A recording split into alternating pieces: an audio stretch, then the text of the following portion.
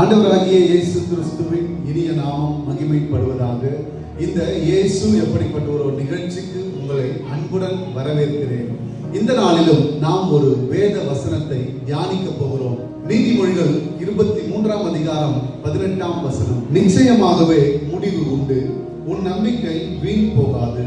இன்றைக்கும் இந்த செய்தியை கேட்டுக்கொண்டிருக்கிற எனக்கு அன்பானவர்களே, நிச்சயமாகவே முடிவு உண்டு, உன் நம்பிக்கை வீண் போகாது. இன்றைக்கும் எத்தனையோ விதமான போராட்டங்கள், பாடுகள், வேதனைகள், அவமானங்கள், இல்ல குடும்பத்தை குறித்த காரியங்கள், வேறு எந்த காரியங்களானாலும் அந்த எல்லாவற்றையும் குறித்து நீங்கள் கலங்குவதை நிறுத்திவிட்டு நம்முடைய தேவனாகிய கர்த்தர் சொல்லுகிற ஒரு வார்த்தையை கேளுங்கள். நிச்சயமாய் முடிவு உண்டு, உன் நம்பிக்கை வீண் போகாது. எனக்கு அன்பானவர்களே, இந்த இடத்துல உங்களுக்கு அப்படிப்பட்ட நம்பிக்கை இருக்கின்றதா? தேவன் பேரிலே நம்பிக்கை இருக்கிறதா? தேவனுடைய வார்த்தை மீது நம்பிக்கை இருக்கிறதா? உங்களுடைய வாழ்க்கையிலே நீங்கள் எதின் மேல் நம்பிக்கை வைத்துள்ளவர்களாய் காணப்பட்டுக் கொண்டிருக்கிறீர்கள்.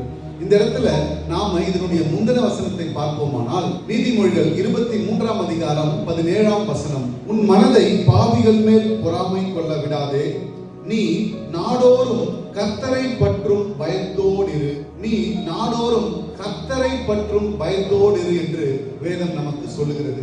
எனக்கு அன்பானவர்களே, நம்முடைய வாழ்க்கையில நாம் அனுதினமும் இந்த கர்த்தரை பற்றும் பயத்தோடு இருக்கக்கூடிய உணர்வுள்ளவர்களாய் நாம் இருக்க வேண்டும். இந்த இடத்திலே நம்முடைய நீதிமொழிகளை எழுதின சாலமோன் அவர்களும் தேவனிடத்தில் ஒரு காரியத்தை கேட்கிறார். இந்த சமஸ்த இஸ்ரவேல் ஜனங்களை நடத்தக்கூடிய ஞானத்தை கேட்கிறார். அவர் எதை வேண்டுமானாலும் கேட்டிருக்கலாம். அவர் இந்த உலகத்தின் பொன் பொருள், இந்த உலகத்தின் காரியங்கள், இப்படி எத்தனையோ வகையான இந்த உலகத்தின் காரியங்களை அவர் கேட்டிருக்கலாம்.